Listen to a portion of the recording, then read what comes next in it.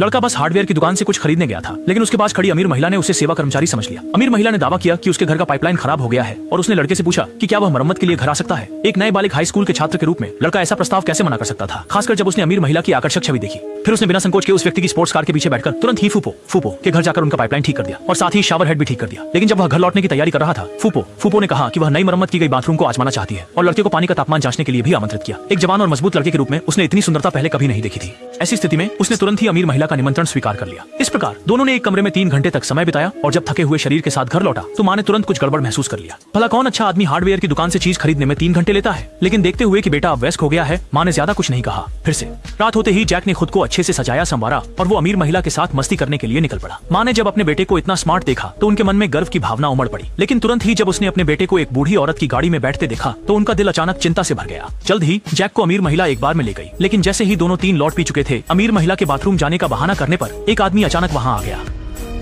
Trail, क्या तुम मुझसे बात कर रहे हो? जब तक मौका है निकल जाओ, मुझ पर भरोसा करो, वह मुसीबत में डाल देगी। जैक पूरी तरह से उलझन में था। उसे लगा कि उसने गलत व्यक्ति से बात कर ली है।所以对于刚才那番话，他并未多想。就这样，又愉快地度过了一夜后，天一亮，杰克便赶紧回到了家。看着儿子憔悴的面容，母亲不禁有些担忧。如果再一直这样下去，儿子迟早会身心疲惫、萎靡不振。他不停地祝福儿子要注意身体。杰克最上虽然答应留下来，但受不了老讨的他在起身离开后，转头就又来富婆家照到富婆。